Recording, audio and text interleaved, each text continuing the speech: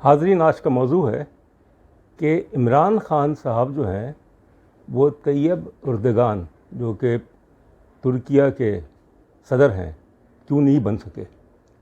That why Imran Khan has been unable to become like Tayyip Erdogan who is the president of Turkiye اور Turkey.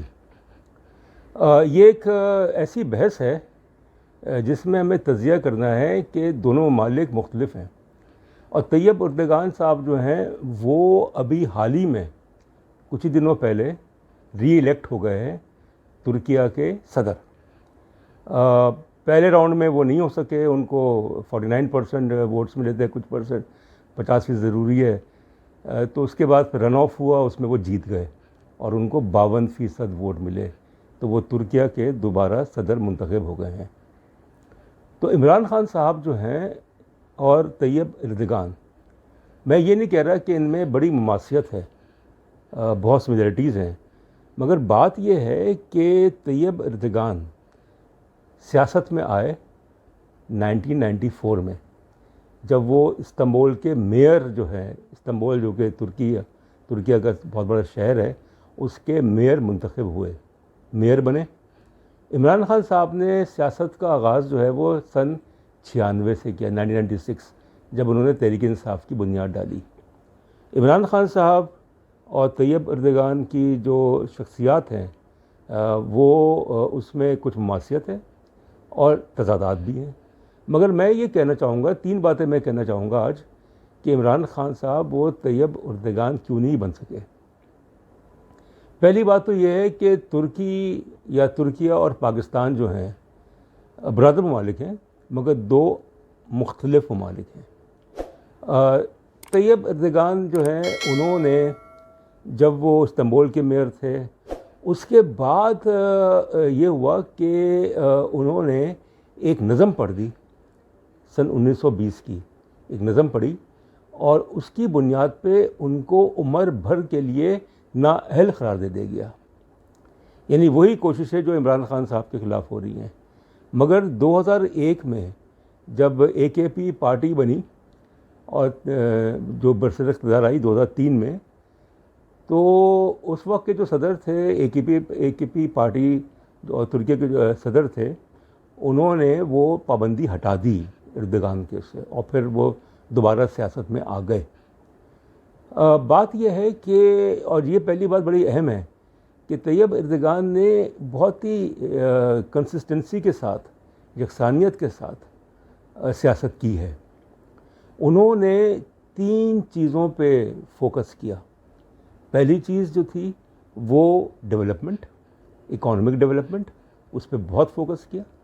دوسرا، انہوں نے یہ چیز واضح کر دی کہ سیاست میں فوج کی جو عمل درآمد ہے وہ قابل قبول نہیں ہوگی. اور ترکیہ ایسا ملک جس میں پاکستان کی طرح فوج نے کئی دفعہ مارشل لا لگایا، اقتدار پہ قبضہ کیا، مگر طیب اردگان نے طریقے کے ساتھ اکانومک ڈیولپمنٹ کے ذریعے عوام کی حمایت سے فوج کا جو اثر و رسوخ ہے اس کا خاتمہ کر دیا. تو یہ دوسری چیز تھی. تیسری چیز یہ کہ انہوں نے جو ایک تشخص تھا آٹومن امپائر کے زمانے میں، یعنی سلطنت عثمانی کے زمانے میں جو اسلام کا تشخص تھا، اس کو دوبارہ زندہ کیا، طریقے کے ساتھ کیا. وہ محمد مرسی ایجپٹ کے مصر کے جو صدر تھے ان کی طرح نہیں تھے کہ جلد بازی میں انہوں نے اسلامائزیشن کے اقدامات اٹھائے اور پھر اس کے بعد کیا ہوا. تو اس لیے یہ تو پہلی بات ہو گئی کہ انہوں نے جو ہے وہ کوشش کی کہ سیاست جو ہے وہ طریقے کے ساتھ کی جائے، اس میں یو ٹرن نہ لی جائے، اس میں کنسسٹنسی رہے.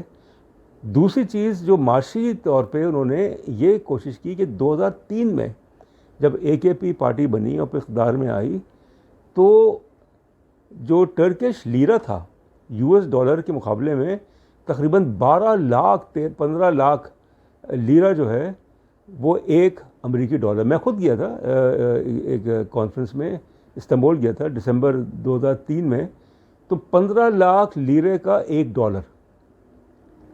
اردگان صاحب نے اپنی پالیسیز کی وجہ سے جو لیرہ کی جو کرنسی ہے ٹرکی کی، اس کی ویلیو بہت بڑھا دی. اور ایسی اس طرح بڑھا دی کچھ سالوں پہلے تک جو ایک امریکی ڈالر جو ہے اس میں وہ 2 ٹرکش لیرہ کے برابر. اب تو ذرا ظاہر ہے کہ اس کی ویلیو کم ہو گئی ہے, وہ 20 لیرہ ایک ڈالر کا ہو گیا ہے. تو انہوں نے اس پہ توجہ دی کہ ملک کی معیشت جو ہے تعمیر و ترقی, تیسری چیز تعمیر و ترقی جو ان کا فوکس تھا, کہ استنبول جو ہے اس کو جو یورپین پارٹ ہے اور جو ایشین پارٹ ہے اس کو ٹرین کے ذریعے ملایا انہوں نے. انقرہ جو کہ دارالحکومت ہے ترکیہ کا, اور استنبول, تیز رفتار ٹرین چلائی, ہائی ویز بنوائیں, یعنی ملک کا نقشہ انہوں نے, اور ایسا نقشہ بدلا کہ ترکیہ جو ہے وہ دنیا کی 19ویں بڑی معیشت بن گیا. 19ویں بڑی معیشت, کہ ترکیہ کے جو فارن ایکسچینج ریزروز ہیں وہ تقریباً 60-70 بلین ڈالرز ہیں. اس کے جو اکانومک گروتھ ریٹ ہے وہ کافی اچھی ہے. اس کا انفراسٹرکچر, اس کی ایکسپورٹس 250 سے 300 بلین ڈالرز کی ایکسپورٹس, بلکہ اس سے بھی زیادہ. تو پاکستان سے تو مقابلہ ہی نہیں ہے نا. کہ آپ یہ دیکھیے کہ عمران خان صاحب کے پاس صرف 3 سال 3.5 سال رہے وہ, اور وہ بھی ایک کولیشن گورنمنٹ تھی. اردگان صاحب کو تقریباً ان کے ملک نے 20 سال دیے ہیں, یعنی 2 دفعہ وہ پرائم منسٹر بنے, 2 دفعہ یہ پریزیڈنٹ بن گئے ہیں. اور یہ جو ٹرم ہے پریزیڈنٹ کی یہ تقریباً 4-5 سال کی ٹرم ہے. تو ترکیہ کے عوام نے اردگان صاحب کو موقع دیا کہ وہ پرفارم کریں. ان کے یہاں اس طرح کی سازشیں, اس طرح کے معاملات نہیں ہوئے جو کہ پاکستان میں ہوتے ہیں, کہ کوئی بھی وزیر اعظم جو ہے وہ 5 سال پورے نہیں کر سکا. پوری تاریخ ہے پاکستان کی سازشیں. پھر اس کے علاوہ مختلف قسم کے جو ہتھ کنڈے استعمال کیے جاتے ہیں, جو قوتیں ہیں. پھر یہ کہا جاتا ہے کہ پاکستان میں موقع نہیں ملا. اگر اردگان صاحب کو 20 سال دے دیے ہیں ترکیہ کے عوام نے کہ وہاں پہ وہ اس ملک کو اٹھائیں, اس ملک کو اور جدید بنائیں, اور اپنی پالیسیز جو ہیں ایک کنٹینیوٹی جو ہے وہ رکھیں, تو پاکستان میں بھی تو موقع دیا گیا ہے, مگر غیر جمہوری قوتوں کو. ایوب خان جنہوں نے قبضہ کیا, ماشاءاللہ لگایا 11 سال تقریباً. ضیاء الحق جنہوں نے ماشاءاللہ لگایا 11 سال. یحییٰ خان 3 سال. جنرل پرویز مشرف 9 سال, 8-9 سال.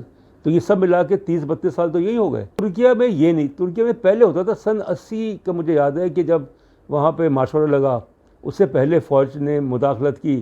فوج جو تھی وہ ایک کسٹوڈین, ایک سیکولر ٹرکی کی, مگر اردگان صاحب نے عوام کی طاقت سے, اور جو کوشش کی گئی تھی 2016 میں ترکیہ میں ایک فوجی انقلاب کی کہ اردگان صاحب کو ہٹا دی جائے, وہ عوام نے ناکام بنا دی. وہ سڑکوں پہ نکل آئے اور انہوں نے جمہوریت کو بچایا. پاکستان میں ایسا نہیں ہے.